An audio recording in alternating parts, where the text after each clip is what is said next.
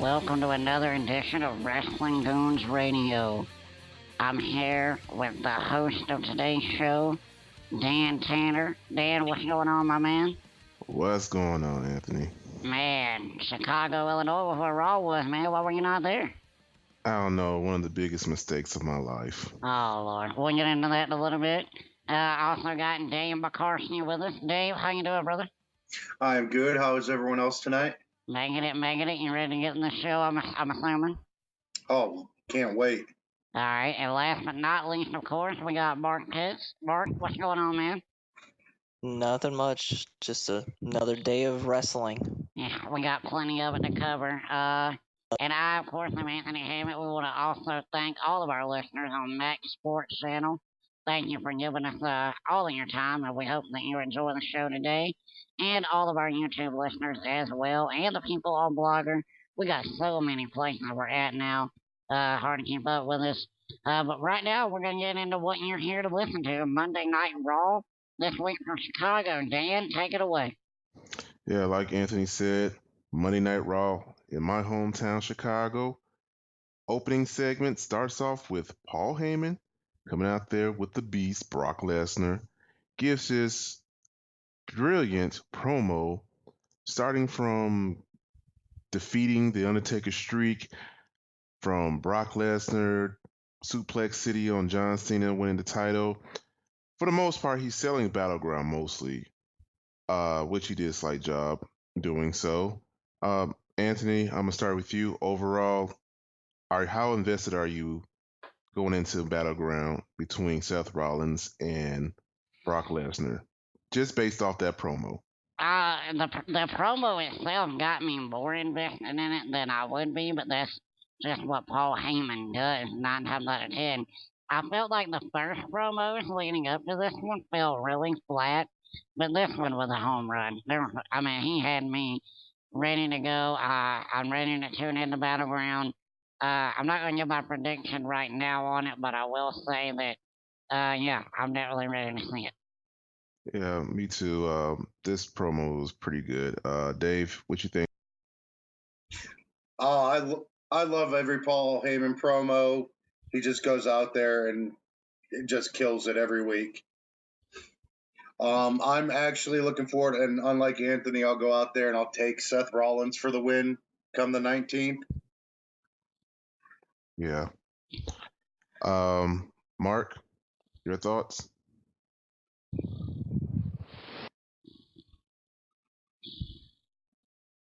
All right. Basically, everyone's looking forward to this match here. Very heavily invested. Moving on to the video segment, we have Kane, who was on vacation in Hawaii. Which really, he's probably not, though. That was a horrible video package that they were doing. It was just cheesy. I mean, they could have at least put him, send him off to Hawaii or something. But we also see JJ Security driving around in their new car. First match of the night, we get this rotating match between Ryback versus the Big Show. Plus, we have Miz on commentary too, caught being in a distraction. Of course, he's being that annoying guy, but he is doing his best selling this match for Battleground. First of all, we need to stop having these slow motion matches that involves the Big Show, because every time there's a match between Big Show or someone else, it's always seemed like it's so slow. Not to knock on Ryback though, but yeah. Big Show wins via DQ due to Miz attacking Ryback, but he also tried to go for Big Show. He tried to save his behind because pretty much they're both gonna attack him, which they do. Mark, what you think about this first match tonight? Yeah, it's pretty slow when you have two pretty large athletes in the ring, and their Big Show is how can I put this easily? He's past his prime as far as actually being a wrestler goes, and pretty much I'm looking forward to the Miz and Ryback more than I am the Big Show being. I think everyone thinks that the Miz is the third wheel. I actually have a feeling that the Big Show should be more of the third wheel. And also, just to clarify, the Miz is not from Cleveland. He's from Hollywood, you idiots. Ah, yeah, of course, because he's a megastar in Hollywood. Well, I mean, he is in like tons of Amy St. Family movies. I see him all the time. Yeah, none of them I haven't watched either of them, like really. Wow. Yeah, I can't waste my time on that either. My time is valuable, not to be wasted on the Miz. Right. Anthony, what do you think about this slow match and the Miz being that third guy? I'm gonna actually digress from what Damon said here. I think that the Miz actually saved this segment, and I'll say when you're talking about slow, The Rock told you that the Big Show was the Big Slow in 1999. So in 2015, what do you expect? I mean, really. Ryback, you know, I got a great future, but you're working with the Big Show. What more can you do? I actually will make a prediction here and go ahead and spoil everyone since everybody crapping on the third wheel, quote unquote. That third wheel is going to walk out of Battleground with the Intercontinental Championship. No, Oh, yeah. no. Oh, yeah. It's too soon. Ryback and the Miz, Ryback and the Big Show are going to be distracted with each other, and the Miz are going to sneak the win. They've been foreshadowing it the whole time. I don't know. I think more so Big Show should be that third wheel because I think a lot of people, like everyone says, that Ryback and Miz should be, if you had to take one guy out, it should be just Ryback and Miz feuding instead of Big Show. But he's just a filler to put one of these guys over for the most part. Okay, but don't you think that they're having a triple threat match in order to have a swerve? Because if not, then why do you have the third guy? I don't know. Actually, I think some of these triple threat matches that we get can be a little overkill at times. Well, Because it's always that one person that's like so irrelevant in these triple threat matches. The Miz. I have a suggestion for one later on, but how dare you talk about the Miz that way? He's awesome. No. I'm not knocking Miz. I love the Miz. The Big Show I hate, but the Miz I love. See, I love the Big Show too, but we'll get into that for another time. Mark, do you have anything you want to add before we move on?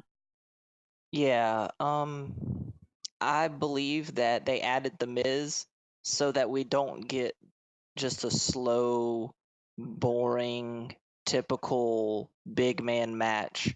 I think it actually adds more value to the match itself, and it'll make it a better quality match just having the Miz around. Yeah. Dave, you have any last thoughts? There's just not much that can be said about it. There's not too much going to save it. Yeah, the reason they put the Miz in to make it a little faster. I hate to say it, but I'm going to have to go with the Miz on this with the sneaky win. Wow. All right. Wow. So one more question. Could Ryback or Miz legitimize the IC title? Seriously? Nope. I mean, no. Ryback could if he had. See, the problem with this is, and this is my problem with what WWE does for the mid card division. The belt is only as good as the opponents that are fighting for it, and who's gonna fight Ryback? Like, are you gonna do?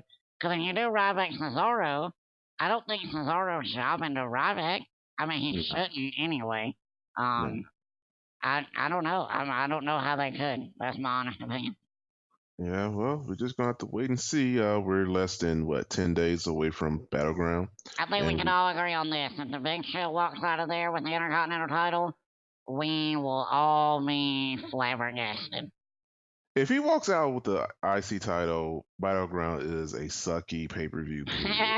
That ruins the whole thing. Right. I don't care what happens. Wow. All right. I wouldn't mind seeing it because it's the only title he hasn't held. Wow. Wow. I didn't know that. That's true. Yeah, that's the only one he hasn't held.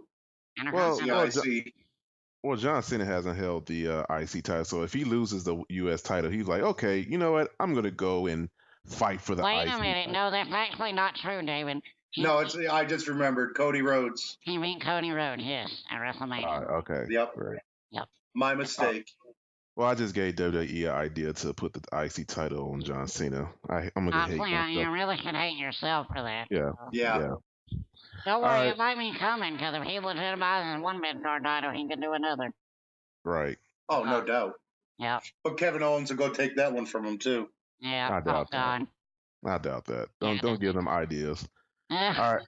We got a video segment of more Kane on his fake vacation in Hawaii, and we got J&J riding around in Chicago in their new car. And Anthony, no. let's face it, No. Wrigley Fields is a piece of dump. All right. All right. First off, watch your effing, don't do that again. This brought back some happy memories for me. I remember going up there and being right there on Addison and getting off over there and seeing the front of the field. I was like, man, I was just there not long ago. That's a beautiful sight. And then J&J had to go and say, this place is the dump that it always was. They lost me right there. I was hoping somebody rear-ended them. That's what I was hoping. But don't worry, they got what was coming to them later. We'll get into that. They should have went to the Sox. Comiskey. Yeah. Yeah, exactly. If they want to talk about a dump, that's where they should have went. South side. No. No. Well, Except for when it comes to World Series titles. Yeah. All right, All we're right. not even going to get into all that. That's a shame. Yeah, that'll be our baseball summer show. Right. Anyway. We got our second match. Huh? We got our second match next. Yep. We got Paige, Brie Bella, and Pre versus Brie Bella, but Wait, hold on. Nikki Before we and move on Alicia. right there, before we move to the matches, one thing I want to say about these things, and I want to get your opinion on it. Okay. Am I the only one that is insulted by these chain little segments like this? I know they're supposed to be humor and wrestling, but I didn't even laugh. Like, I was like, is this really what they're showing us right now? We're supposed to buy into this? Yeah, it was very insulting. It was dumb. I And don't get it. Like, I don't know what they're thinking with it. like I said, they could have just put him on a real vacation, or they could have had like some backstage thing and set up everything backstage like they're in Hawaii or something. But I don't know. It was just ridiculous. Bad. Really bad. Yeah, I think they could have actually went back and maybe, Kane has the money to. He's probably been to Hawaii and could use some old photos. Yeah, exactly. Anything. Instead of Photoshop. Yeah, anything with that. It was just really bad. Well, not only that, but even if you go to Photoshop, like, make it like a real place in Hawaii. They didn't even do that. They did like the little fake little Postcard like, background. cutoff things. Yeah, it was terrible, awful. Maybe Kane come back with some souvenirs and give it to the authority. I mean, I'm sure it will. I'm sure having the hula and all that mess, but anyway, we'll move on now to that Divas segment. We got the second match of the night: Paige versus Brie Bella. In her corner, we see Alicia Fox and Nikki Bella. For me, the match was okay, but it showed how awful Brie can be as a performer. That's just me. You guys can disagree. I'm done for whatever Bellas get more TV time. Naomi and Tamina is looking on backstage. During this whole time, Brie wins, though. I have a theory. I think that I think I mentioned it earlier. That of course the NXT ladies are going to come up. So far, we know that Charlotte and Sasha Banks is coming up, and I think there's rumors they're going to be there at SummerSlam, I believe. And I think that Naomi and Tamina may join the Bellas, which leads me to believe that there could still be more NXT female performers to join Paige. Mark, am I off or what?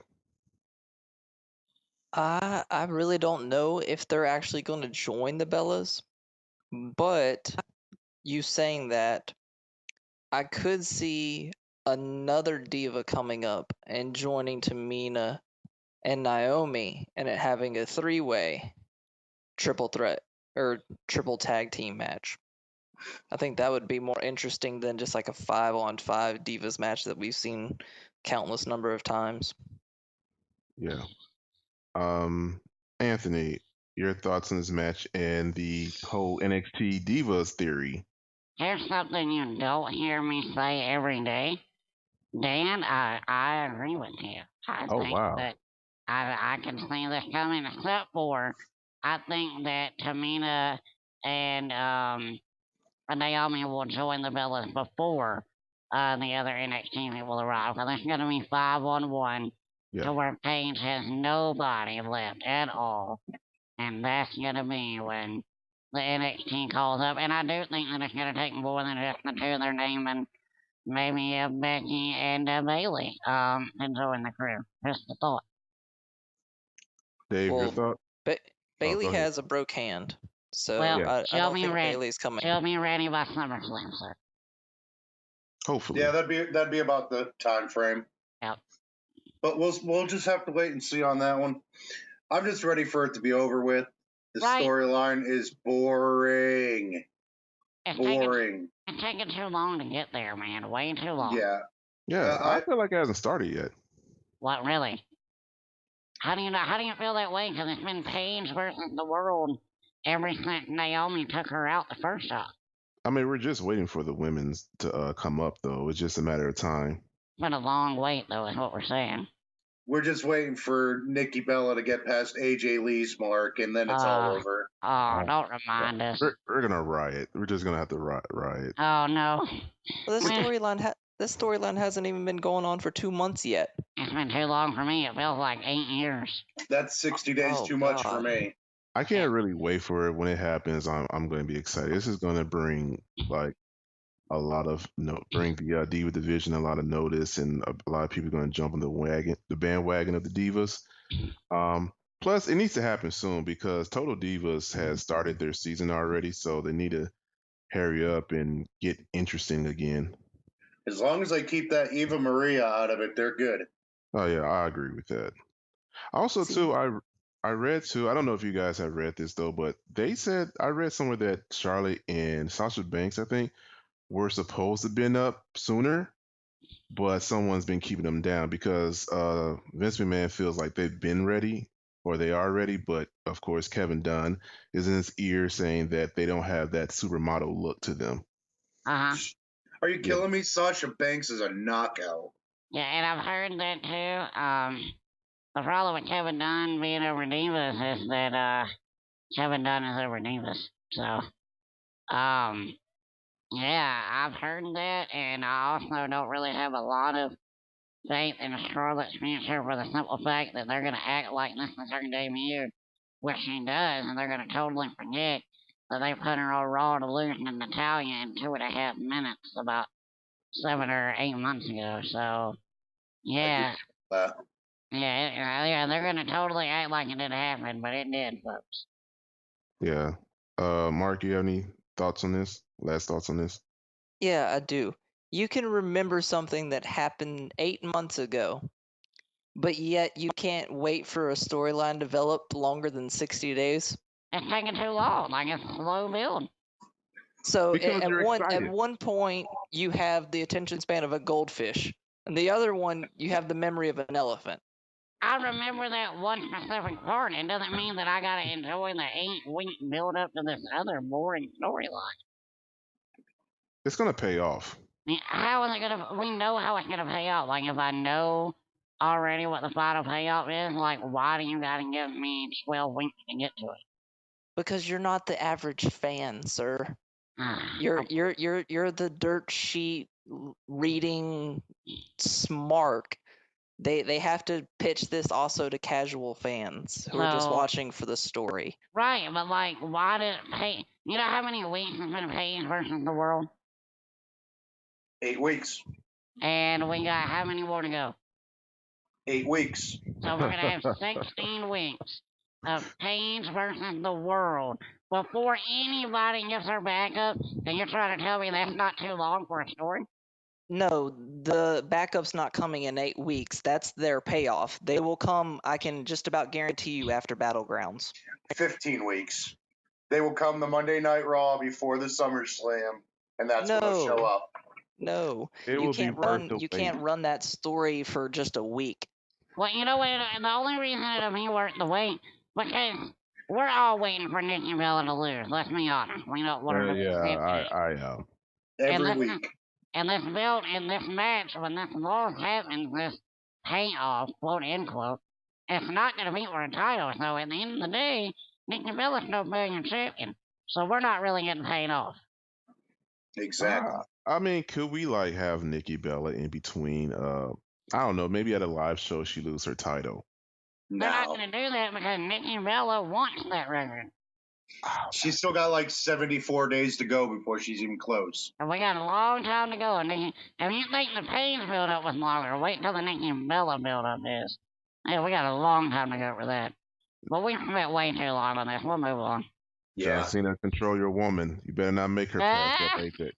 That's why she has it for so many days. Exactly. If she learned it from John, she's going to take that thing and hold it for about 500 more. See, now my hate for John Cena is going to drift over to Nikki Bella. We're going to save it for the end of the night. You'll like John by the end of the night, okay? Right. All right. Next up, we get a highlight of Bray and Roman Reigns feud. I'm pretty sure everyone's invested in this feud. Yeah, but no. Okay. Third match of the night, we get Roman Reigns versus Sheamus. We originally seen this match a couple of weeks ago when they faced off. When Bray let Roman believe that his child or daughter was kidnapped, that resulted into a count out. The match started off well between these two, which we can tell that they have some chemistry or better chemistry than Orton and Sheamus. But at the end, we see a bogus Bray come out with another distraction. Again, Bray Wyatt is playing mind games. Another countout win for Sheamus, but Orton comes out and attacks Sheamus. Anthony, I know you hate these distractions and all this other stuff. What did you think when you seen that bogus Bray Wyatt? I thought, where have I seen this before? I don't know. Maybe Sting 1,000 times. Yeah, played out every single week. I guess that's how we're gonna get the Bray and Roman segment. Here's my complaint about this. When you combine two segments into one, I don't like when you just do it. Like, why would Randy Orton come out right after all that? Like, it's just you're rushing stories, and I hate it. I just didn't feel natural to me. I'm looking forward to the actual match between Roman and Bray because I've enjoyed their side story. I haven't enjoyed the Orton Sheamus story so much. But when you put them together, yeah, I just don't like it. As far as the match itself, Roman and Sheamus are two physical dudes, man, and it was a pretty fast-paced match. I liked the match until the ending. Yeah. I think Orton and Sheamus are pretty much building up for a match on Battleground. Hopefully it's on the pre-show because that's definitely going to be a piss break for me. Dave, your thoughts? I enjoyed the match, which is surprising. Roman has actually been working a little better until he meets his demise at the hands of Bray Wyatt on the 19th. But the Sheamus Orton aspect of the match, after match, can we have something different? I feel I've been watching this since the day after WrestleMania. It's just time for something different. We've seen Orton and Sheamus. It almost fits into what we were mentioning earlier about slow, boring matches. Those two, they just don't have the chemistry together. Yeah, the worst. Mark?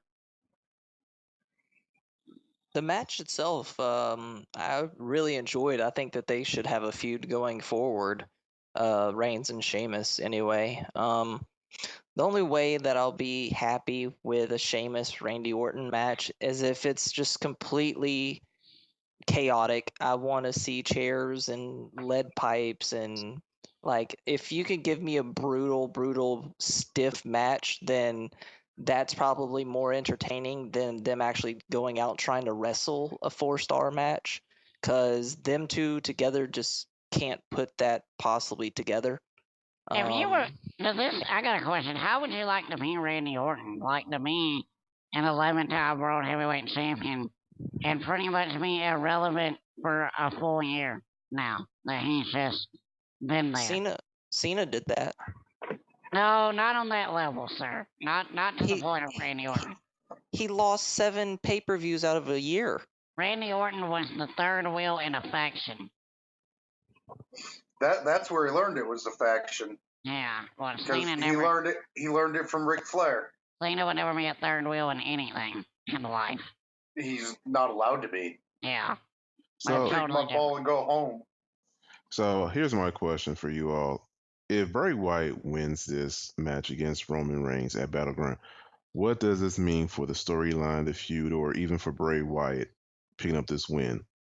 Man, you know, unfortunately, I just think it's another win because I'm really worried about where Bray's wins go and if they really matter. I hate saying that because I love the character, but man, it just feels like when they're like, we need somebody to be de-pushed, what do? We'll put him with Bray and he'll beat him, and then we'll just figure out, wait till the next guy needs to be slowed down, and we'll put Bray with him. Like, that's what I feel like they're doing with Bray Wyatt. David, I know you're a huge Bray fan. Do you feel the same way about his creative direction? I do. They just kind of, like you said, they give him someone that has some momentum and they need it stopped a little bit. He eats their soul, eater worlds. He does what he does. He goes out there, he puts on a 4 to 5 star match every time he's out there, just about. They don't even have a chart for what he does on the microphone. But we'll see where it goes from here. I'd like to the titles don't really matter to Bray. It's all about the infliction of everything he does. But he has it right when he's saying anyone but Reigns. And maybe we'll get him on one of those mid-level title fights. He still has some unfinished business with Ryback. Here's what I would say. If you go back and listen to some of our older episodes, which you can find on our YouTube page, Dan has said since the beginning of time that he didn't like Ray's promos, and I've always argued with him that they're great.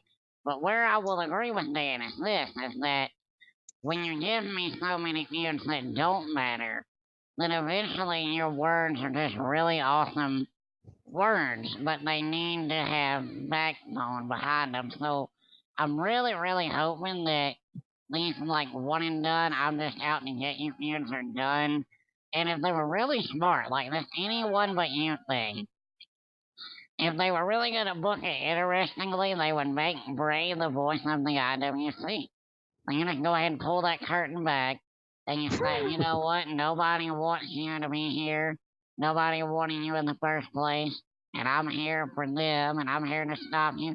They did that with Cena, kind of, where he was, they tried to make Bray out to be the good guy and save the children, and they could do it again. I think that's a great route to go, but I don't think they will. I don't know about that. Mark, you got any final thoughts? I mean, as much as I love Bray in the ring, I really don't think he's had a 5-star match. And maybe he had something close to it, but yeah. But 3 I mean, at best. The Undertaker every Bray match is a 5-star match. No, him and Dean Ambrose, Dean Ambrose put on a couple maybe 4-star matches. They were good.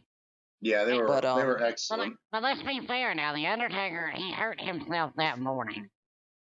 He wrestled that match, and if you didn't know he was hurt, you wouldn't have known it. I think. I mean, it wasn't great, but it wasn't terrible either. That's true. He was injured that morning. Still went out there and put on a hell of a show. Yeah, that's what he does. And he lost to the Face of Fear. Okay, he was supposed to lose to the Undertaker. You know how many other people have? Everybody not named Brock Lesnar.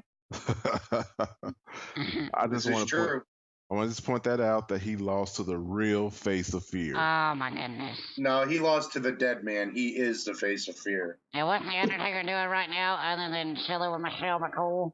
He's getting ready. This match with Sting. No, heck no. That ain't gonna happen. That's for another show or something.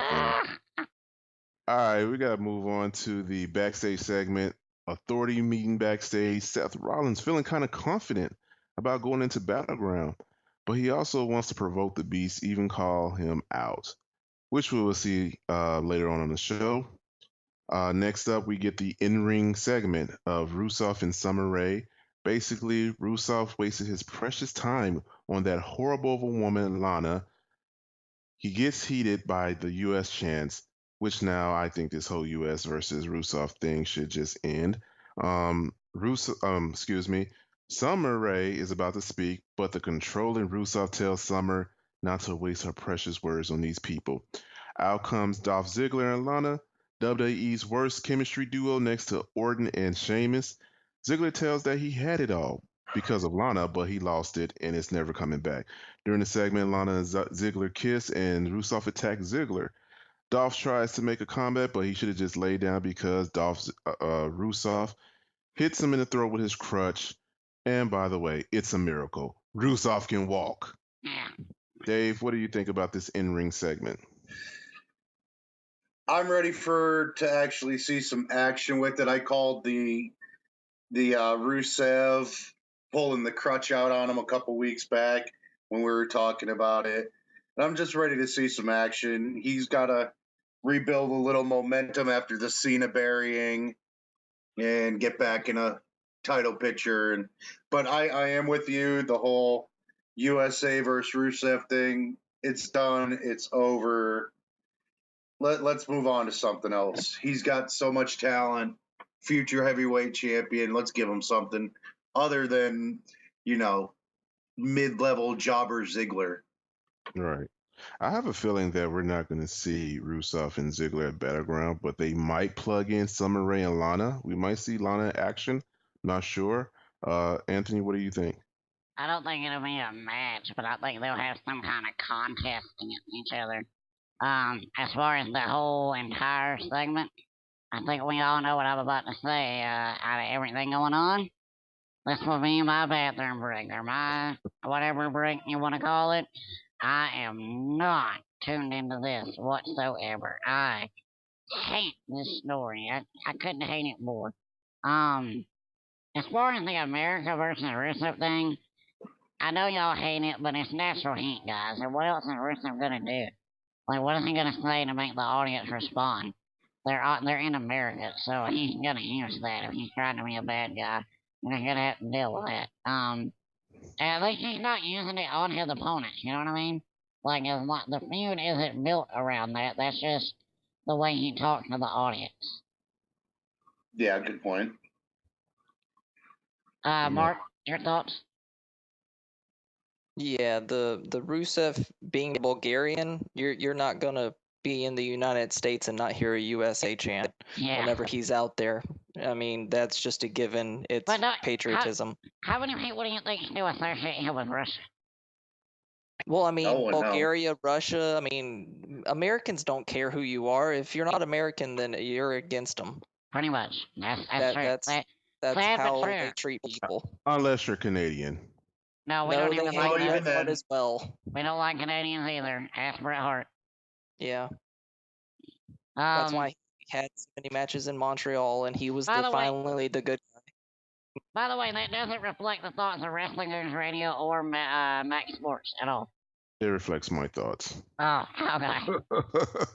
No, but I was gonna say I think that I'm joking, but Rusev, I think they kind of he lost his momentum like a bit. Like he was that heel that had a lot of heat of him, and ever since that injury and this whole storyline, it just made him look unheelish. It just makes him look kind of mid-card level, sort of bottom heel, I guess, of them all. It doesn't even make him look strong.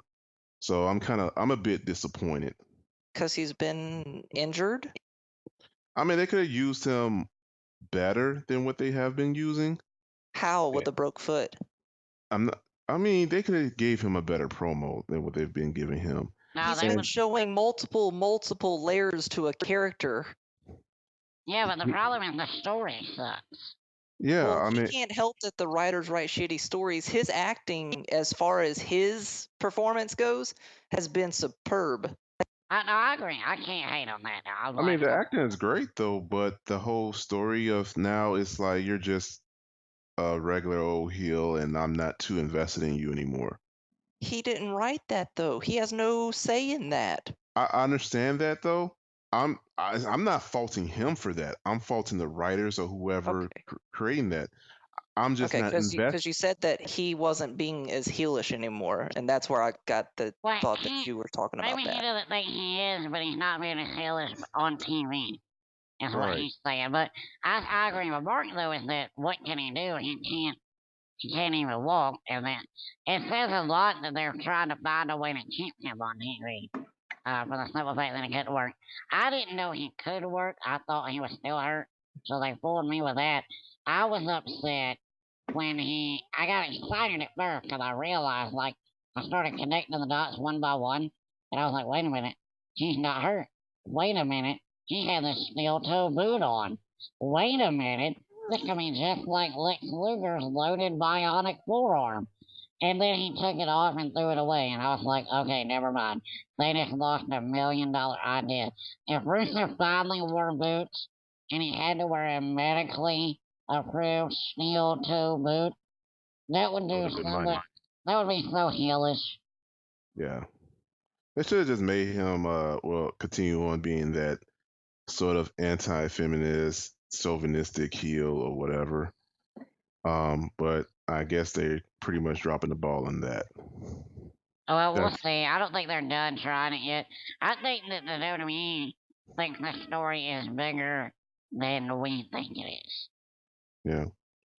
All right. Any last thoughts on this? No, I'm good on it. Next. All right. Next match, we get everyone's favorite. Don't know why. Bo Dallas versus versus Dean Ambrose. Bo cuts a mini promo, takes a jab at Dolph Ziggler, needing to believe, which is annoying to me. Bo has control of this match for the most part, but Dean makes a comeback, hit him with the dirty deeds, and wins in about 3 minutes. Who wants to contribute to this? Because I don't know what to say about Bo.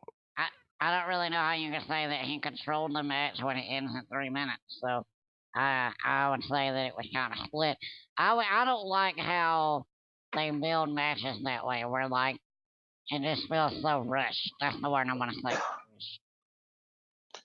Well, I think that's because they have nothing for Ambrose at the moment. I think he spent all that time chasing Seth Rollins, and now Seth's with Brock, and where does that leave Dean? Kind of in limbo. I'll let you on a spoiler alert. If you ever have a segment with Bo Dallas, they don't know what they're gonna do with you. Hey! He had a segment with The Rock, sir. And The Rock was one and done. And what happened there? Well, he done what he does best. Bo sold like $1 million, sir. Exactly. And The Rock even endorsed him after it on Twitter. Oh God. So Anthony, are you done with Bo Dallas? I'm not. No, of course not. Of course not. I still believe. I'm just saying that he just happens to be in bad situations most of the time. Yeah, but I agree with you guys. I don't think they know what to do with Dean Ambrose, because what's next for him? What can you create? What storyline can you create for him if he's out of the title picture? I feel like he needs to be the Intercontinental Champion. It's gonna probably be a while before he gets back in that sort of mix. Why? No, sir. Kevin Owens versus Dean Ambrose, U.S. Championship. And Dean Ambrose will come back dead. But what about Cesaro in that U.S. title picture? Yeah, I'll get into that in a little bit. Well, when we get to the main event, I have a feeling that our triple threat days are not over with. I don't know. Oh, yeah. All right, next up we get King of the Goofies versus King of, I guess, losing. King Truth versus King Barrett. Gimmicky match in a way. Barrett has a few win streaks, I guess, going for himself, but Truth has the upper hand when it comes to defeating Barrett as of lately. Not today. Yeah, but ultimately Barrett wins. Yeah. How goofy is this, really? I mean, it's funny, but yet again, it's goofy. It was funny up until the point that Barrett won cleanly. Now that he won cleanly, like it's over. Like it needs to be done. Yes. Dave? I'm with Anthony. After the bull hammer that he pulled out the other night, it's done. It's over. Send Truth back to free show or wait, no, that's Barrett's reign. Well, not only that, I've found something for him because God, he is funny, and he's very entertaining. The segments make me laugh, but as far as what more can they do with it, you can't do anything. He's already the king, and he whoops your butt, so it's pretty much over. What if he brings back Prince Little Jimmy? Oh, no. I'm for that. I'm really for that. Stop it. No, I mean, please don't listen to this. Yeah. Please do. Prince, Little Jimmy. Mark, do you agree with me or these guys? As far as the match goes, I actually thought it was pretty decent. I'm glad Barrett got a win very cleanly and very soundly as well. But yeah, I really don't want to see Little Jimmy ever again. Bring back a Yeah. good R-Truth. Good Yeah, but you R-Truth never was saw a him in good the first R-Truth. place. He When was was a there good ever a good? R-Truth. I don't want good R-Truth to mean good R-Truth, though. I want good R-Truth to mean bad R-Truth. Well, that's I don't whenever know. he was doing his heel run. Yep. When With he was Little beating Jimmy. down on John Morrison. No, No. he wasn't even Little Jimmy then. Little Jimmy was his enemy back then, sir. Little Uh, Jimmy was costing him matches. He blamed Hey. it on Little Jimmy. You know, I thought this match should have been a pre-show match at Battleground, but I don't know. It I was probably still will. No, we're done. Like, Yeah, it how- should be kind of done. Either way, we're still going to see King Barrett on the pre-show because the pre-show lately has been King Barrett's court. Why not put King Barrett and Dean Ambrose in some kind of feud? I mean, they're gonna wind up doing that eventually when they realize they got nothing for them. Yeah. That's an idea, WWE creative. Yeah. Take two other guys that you don't know what to do with and put them in a match. Yeah, Maybe we'll get something. Yep. possibly. All right, next up in the segment, in-ring segment, we get Seth Rollins calling out the Beast Brock Lesnar, and the Beast listens. He comes up to the ring, looks at the ring, noticing that he's outnumbered. I guess he's remembering that how he got jumped on a couple of weeks ago. But instead of going into the ring, he takes his anger out on J&J new car when Heyman rolls in a box of weapons to choose from to destroy it, which he takes the axe and destroys the car, and all J&J security can do is look on for now. Brock even breaks off the car door and throws it. J&J security tries to attack him but gets beat up. Brock Lesnar confronts Seth Rollins, and what does Seth Rollins do? He runs like a coward. Awesome. Way to go, Seth. Yeah, real heel move. I'm pretty sure everyone enjoyed the whole car destruction thing. How could he not?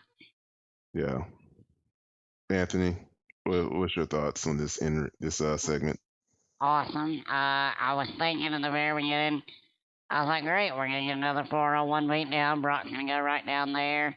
They're probably gonna make him look strong and then whip him down, and then it just makes that look good again. Blah blah blah. Thankfully, that is not what happened when Paul Heyman handed him that axe, and he walked over to the car. All the light bulbs went off, and you want to talk about man-destructing vehicle? Brock Lesnar destroyed that car, which is now on Craigslist, by the way, in slightly damaged condition, and can all be yours. Wow, how far he threw that door was incredible, because a car door is not a light thing at all, and he had to throw it at least 60 feet. Like, he chunked it. It actually hit a fan, apparently. Nobody was hurt. Thankfully, nobody sued anyone. I love the segment overall. Brock jumping the top rope when he got to Seth. He hurdled that top rope like he was in the Olympics. It was ridiculous. And almost ate it at the same time. He landed on his feet, sir. He's fine. Barely. I'm gonna be real. I was more impressed with how you just ripped the car door open. I was Ridiculous. like, Wow. whoa. What about when he took the axe and slammed it all the way through the car door? Yeah, I was like a piece of me was like a little kind of hurt a little bit. 'Cause I was like, wow, that's a nice car right there that he's destroying. That car could have been. Dan, do you know how many nice vehicles Vince McMahon has ruined? Yeah, though, but when you're a common man like myself or whatever, you're thinking like, you know what? They just wasted X amount of money that I could have been having and driving around. Well, how did you feel about the Corvette when Austin filled it with cement? I was hurt. Oh, wow. I was hurt. What about when Hogan ran over the rock car with the monster truck? I didn't really feel anything because I'm a fan of monster truck racing. Oh, wow. Okay. Yeah. Mark, you have anything on this? Seth Rollins gets the gold star in this segment.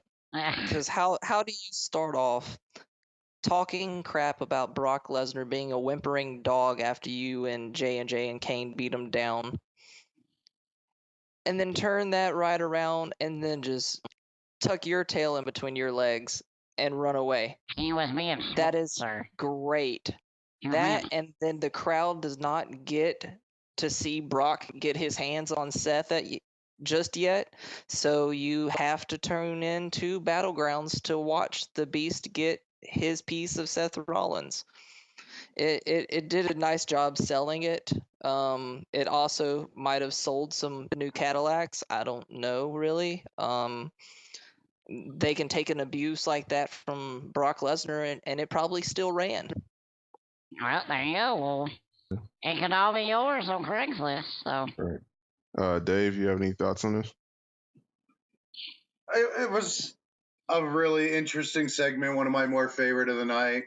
I love the way Seth plays the heel. He plays it, I'm not going to say perfectly, but almost perfectly every time. He kicks it up a little bit. Like we said, he gets out there all jacked up, ready to go. Come on, come on. Axe handles in hand, J&J by his side. And Brock walks out in that poor car. Boy, I could have did something with that 56,000. But I liked it. I really liked it. I'm a Seth fan. I'm going with Seth for the Battleground. But I'm interested to see what happens the next couple weeks leading up to the 19th. All right. Here's the thing. So when Paul Heyman pushed out that red box, I should have known better. But a piece of me, just a tiny little piece of me, in my soul, now they're in Chicago, Illinois, my hometown, I thought CM Punk was going to jump out that box. I don't know why, but just a little piece of me, oh, Dan. I should have known better. Dan, why? Never again for at least 10 more years. You need to let it go, Dan. Not only you that, need to let it go. Not only that, sir. Why would CM Punk be in a box? That's a surprise. He's going to jump out, help out Brock or whatever. I don't know. My head hurts. Okay. Yeah. I think it's time to move on because that just ruined this whole segment. Oh, my God. Never mind. All right, you got it. CM Punk in a box. Like he's the Red Rooster. Like he's the Gobbling Goobler all of a sudden. Hey, did anybody in the box?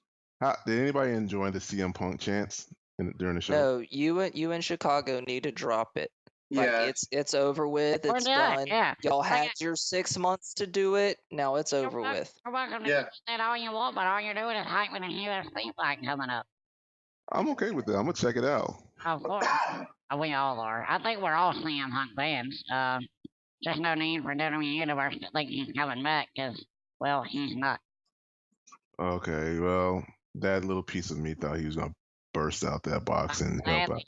I'm kind of glad you didn't go then, so you wasn't disappointed when it didn't happen. Oh yeah, because I would have been pissed off. I would have probably been throwing chairs and everything. Like, I probably would have been trying to go run backstage trying to confront Vince. I Damn. don't know. I'm sorry. Well, you know. Anyway, this doesn't reflect Wrestling Goons Radio or Mike Sports. I'm sorry. My bad. All right, moving along. We get the Lucha Dragon versus New Day with primetime players on commentary. Titus O'Neil showing off how entertaining he can be at the announce table. While the match wasn't exciting to me because I think Lucha Dragons have lost some kind of momentum or excitement. Mm-hmm. Though the crowd likes them a bit, they are lost among the other talented tag teams. But overall, New Day wins. Am I the only one that feels like Lucha Dragons have lost some sort of momentum or what? No, I'm with you, man. I think ever since the night they debuted, they were really over when they were also in San Diego that night. After that, man, they've just been there. Like I said, I didn't like the Elimination Chamber tag match like you did. I hated it, and I thought they were the reason why it was terrible.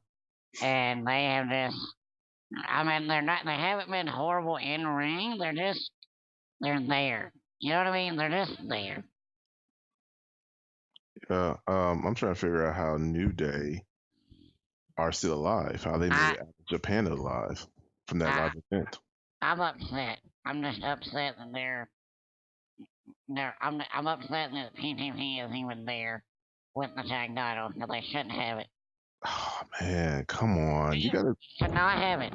New Day had. You want to talk about killing momentum? We're talking about Lucha Dragons and killing momentum.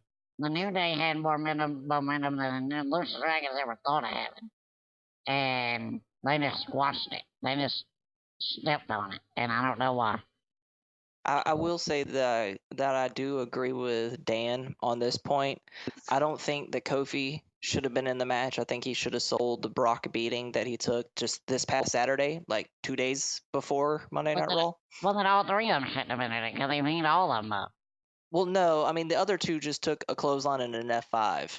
He threw Kofi around like a rag doll for 2 minutes, and then hit him with the F5 by one arm. But I think that the Lucha Dragons, as far as they go, I think it's Vince saying, oh, these people were popular, so they need to cool down, and then we'll start slowly building them back up. Well, in that case, they'll be fighting Bray Wyatt next week. Yeah. Dave, what do you think? It is sad to see the way some of these NXT tag teams are getting treated when they get called up. They just initially hit the Ascension with the shovel. Now they're hitting the Lucha Dragons with the shovel. As far as PTP and New Day goes, what I just saw on TV right now is more interesting than that. Because there's a Shark Boy sighting. That's all I'm going to say. Yeah, I saw that too. I'm not sure. That is more interesting to me than PTP holding the titles or New Day holding the titles. Wow.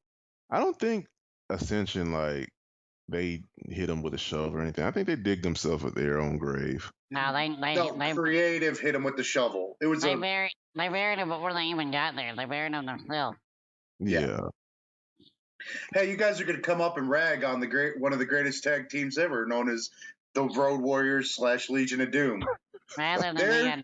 There's your shovel. Rather than be a dark original team, it just doesn't make any sense. They should have just let them kept what they were running with because it's worked for the last 4 years down in NXT. And here's your shovel. Yeah, pretty much. Dig it well, yourself. See, you say here's your shovel, but from what we know of the people from NXT, they get to pick their spot coming onto the roster, i.e. Leo Kruger changing to Adam Rose. That was one that he picked out. It was one that he picked out? Yeah. It was one he picked out, but it was because they made him change his gimmick. Well, I understand that. You don't think that he got a list to pick out Leo Kruger at the very beginning as well? No. No, not at SCW, no. I don't think, no. Adam Rose was gold. I like how you say the word. Yeah. Yeah, I like how you say was. That's awesome. Well, actually, he has, I guess, a new gimmick. I guess, I don't know what it is. On Twitter, he's calling himself the Adam Hot Rose or something. Hot Rose? Yeah, it's sad. He just needs to go back. I mean, he was gold with the Exotic Express before he started a feud with the Bunny. No, he wasn't. No, he was. He was awesome. He was amazing. Yeah, they put him as a jobber, but he killed it every week still. He took that ball and ran with it. Now this whole Rosa thing, that's all I'm going to say. Maybe creative is saying, hey, we want to repackage you as the new Heartbreak Kid in a way. All right, we're done. All right, time to move on. We like to have legitimacy to our show. So. WWE creative, call me. Oh God. If they do, I swear I don't know if I can watch anymore. It's already tough enough. Hey, Adam Rose, I can put you back on the main event on Raw. Oh, you'd have him as the heavyweight champion. I would. Oh. I have him as the U.S. and the Intercontinental Champion too. That's kind of He'd have them all at once. Exactly, including tag team. Gotta move on. That's enough of that. All right, we get the video package of Finn Balor beating your boys, Kevin Owens for the NXT title. I know you guys were kind of upset that your boy Kevin Owens lost the title though, but over in Japan it was a great match. And I'm happy for Finn Balor winning the title, and now Kevin Owens is officially full time on the roster, main roster rather. Next up, we get John Cena's promo. U.S. title challenge is about to start. The challenger better bring his A game. Is what John Cena is saying. Kevin Owens comes out to the ring frustrated because he lost his title to Finn Balor, his NXT title, supporting that he beats John Cena. Just when we almost thought we was going to get this match, that this match was really going to happen because we got trolled last week. And you got trolled again. You let yourself get trolled. I warned you 7 days ago not to get trolled, and you let yourself get trolled again. I got trolled at the last second. Oh my God. I knew it wasn't going to happen, but then when I said, oh, this is going to happen, I was like, ah, crap, they did it again. Yeah. I feel like I'm on candid camera sometimes. You need to stop. You need to stop letting yourself get fooled. I know. CM Punk and yeah, really. Man. Yeah, but Cesaro comes out, talks about how he almost beat John Cena if it wasn't for Kevin Owens. Kevin Owens backs off, still a little hurt, and we get a 30-minute epic match of both guys giving it their all, from crossface to the STF to the neutralizer here and there to the AA face buster, even another botched springboard stunner. Yeah. All in all, this match was the closest thing to a 5-star match if it wasn't. But at the end of the day, John Cena wins, and he wins my respect, along with Cesaro. Guys, was this not a great match or not? You ready for me to be the shock everybody here? Oh God, yeah. You ready? Yeah. We saw this match 7 days ago. You said what? We saw this match 7 days ago. Yeah, it was good 7 days ago too. And it's the same match. And they had the same match with the same types of false finishes and reversals and all that. It was the same match. Was it great? Yes. And it should have been the main event last week, like we said. All they did was make up for last week by making it the main event this week. But was it as good or 5-star? No, because it was the same match as last week. I'm in shock. I'm not.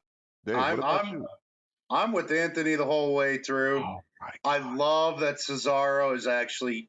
I love that it was actually a real one-on-one main event. I will give him that. It was a one-on-one main event. No tag team BS. No interference BS. It was a straight-up good match. But it was just like Anthony said. It was last week's match recycled. I'm hoping Cesaro gets the brass ring now, or a little bit of a push towards the brass ring. He really deserves it after not just the last 2 weeks, but the last year and a half. He's really deserved it. Can Tyson Kidd's injury be a blessing in disguise? I think so. Yeah. And while I was cutting grass today, I was out there thinking about that. I'm like, Cesaro could get put over. Kid comes back as a jealous, like, Shawn Michaels, jealous of Triple H thing, or so vice versa, the tag team partner jealous of the guy that made it while he was hurt. And Mark, we should acknowledge after the match, John Cena put over Cesaro after the match. Yeah. See, I don't understand how y'all can say that seeing the same great match over again wouldn't receive the same ratings. Like, I can watch Shawn Michaels and Triple H or Undertaker at WrestleMania 25 500 times a year, and it's still a great match every time I watch it, even though I've seen it 500 times. And they did actually add in different spots if you watch closely into the match. Oh, like sure they did, but the ending was the ending was totally different. It wasn't a DQ. It was a clean finish. Okay, but I don't know how that would elevate.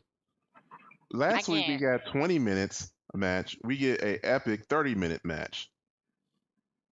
I mean, and So this was obviously great. there's 10 more minutes worth of spots that they didn't have Commercials. last week. Commercials. Commercial. That's Well, why I you get get the it. WW app. Okay, I'm not saying that Act 1 to Act 48 are the identical, but you gotta agree that they're different. I mean, they're different matches, but they're pretty much the same too. Like there were a lot of, they're just telling the same story. Okay, well, Yeah, they're trying to elevate Cesaro up to Cena's level and show how they're equal. Okay, will it work? yeah, I think it's working now. You think it's gonna work? With Yeah. what Cena said after and the comments that he made, yeah, I think it'll work. All right, Mark, what did he say? Go ahead and tell the audience what he said.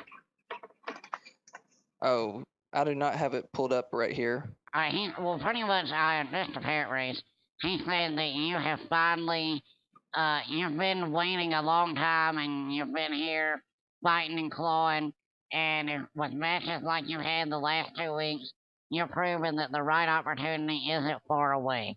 And that's kind of John Cena telling Cesaro in front of the world that his time is coming. I just can't see it, especially with what Vince said on Austin's podcast. If Vince can't seem to identify with Cesaro, I don't think he ever will.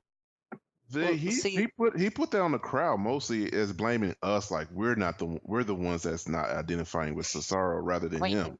But we've never had a problem with Cesaro. Nobody. Exactly. Ever since he won the Andre the Giant Memorial Battle Royal, No, that was his time, and then he just lost his momentum for some reason. That was after the We the People. Yeah. I was just said that killed a lot of his momentum the first time. And then.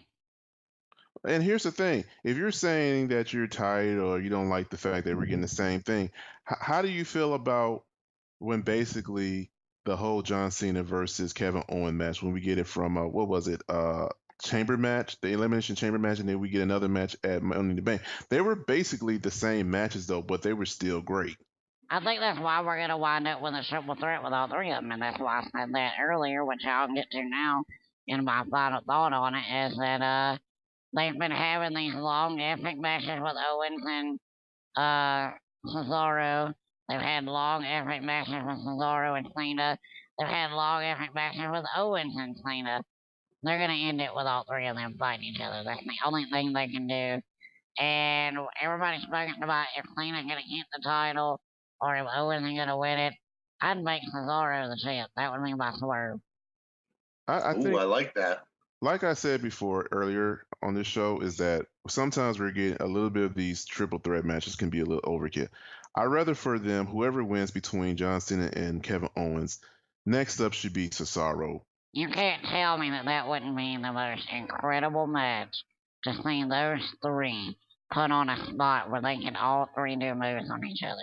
Do you think it could be better than the triple threat match that was at the Royal Rumble? Yes. It could be better than that. Yeah. I don't think so. I mean, it could happen. Those I three doubt are. it, though. You got two of the strongest men. No, not two of. You got the two strongest men, and of course the best worker in the business. That's success right there, sir. I don't know. I just see it differently. What about you, Mark? Your thoughts? Okay, so my thoughts are I would rather see this triple threat match than Big Show, Ryback, and The Miz. Amen. Yep. Like, I would rather watch this 100 times in like 2 weeks than see one Big Show, Ryback, and Miz match. But yeah, I kind of agree with Anthony. I don't think that Cena needs the title to be relevant. I don't necessarily think that Kevin needs the title to be relevant, although I think that it would be a good mark on his beginning of his main roster career. But as far as Cesaro goes, my final thoughts are I believe that John Cena actually has more pull of who gets pushes and pulls and ups and downs on that roster than Vince McMahon. Whoa. Just because Cena's every day back there, And like me and you were discussing, Anthony, if you tell Vince McMahon that he had this great idea, he will run with it. And John Cena probably knows that better than anyone in the business. Yeah, I can see it. Well, if anybody's going to be able to get Cesaro over, it will be John Cena. If he can't do it, nobody can. Yeah. Well, I'm hoping for him. I'm pulling for him. I think we all love Cesaro, especially on Wrestling Goons Radio. During that one Cesaro match, we were like, "Oh, that was terrible." So, yeah, God, I'm looking forward to seeing where it goes. We're gonna get into grading the show here. We'll let Dan, the host, go first. Dan, give us final thoughts on the night, your best worst segments, and give us a grade. Well, my final thoughts is that we really don't need a triple threat match for this. Of course, it would be nice. It probably might be better than most triple threat matches that we've been getting, but I think it might take away from one person who we just may not notice too much because to me, triple threat match, there's too much things going on at once. So I'm not endorsing triple threat match, but it's time for Cesaro to get his push. To grade Raw, I would give it an A minus. Cool. Wow. Yeah, A minus. It was a good show because we haven't been getting that many backstage segments, or we haven't been getting those long drawn authority segments either. So overall, it's pretty good. And we got 3 matches in the first hour. My favorite match or best match of the night was, of course, the main event, John Cena and Cesaro. Great match. If I had to give it a 5-star or close to it, I would give it maybe a 4.5-star match. Worst match of the night, I would have to say R-Truth and Barrett. Yeah, I like that one. I was okay with that one. I guess I'll go next, and I will say I'm gonna give Raw a B. Overall, the main event was great, like everybody says. I know we did see it 7 days ago. That's when we might complain on it. Is that it? But I can't say that it was terrible. So I'm gonna say that was great, and it wasn't a tag match. So kudos to them for that. We didn't have a pointless tag match in the show. My best match of the night, I'm probably gonna have to go with that. It was phenomenal. Worst match, I'm done with the whole PTP and Lucha Dragons and anything with a tag division. Just done with it. Looking forward to Battleground and seeing how things play out, especially with things like the Intercontinental title, where I seem to be in the minority there, but want to see how it goes. We got a sideshow coming up here this weekend. Got a lot to get into with 5 other shows that are happening this week. Wrestling Goons Radio, I'll be covering that for you. Mark, you go ahead and give us your final grade and your thought, and we'll get on out of here. All right, so my final grade for this evening, I'm going to give it a B plus. And the match of the night, the main event, but the match that I didn't really particularly like, and it's not that they didn't have really good chemistry, or I don't think that they can put on better story, is Bo Dallas and Dean Ambrose, just because it was kind of thrown together, and I know that they'll probably not have another one here and ever, probably. How that funny feels like. Yeah. David, we'll end it with you. All right, final thought for the night. Good show. I'm going to go ahead and grade it as a B. Match of the night, hands down. Again, the U.S. title match. Cesaro, you're showing it, man. You got it. Just stick with it. Excited to see what's going to go on. Just want to touch quickly and say congratulations to Finn Balor on winning the NXT Heavyweight Championship this past weekend. And can't wait to see more from him in the future. That's right. Well, also, got to give a shout out to Stone Cold Steve Austin. found on a Raw as well. He is on the cover of WWE 2K16. Don't really know what they're going to do with the story modes or anything like that yet. It is going to be the largest roster they've ever had for the game. So, all you video gamers out there, October 27th, write it down. Pre-order. Yes, sir. It's already done.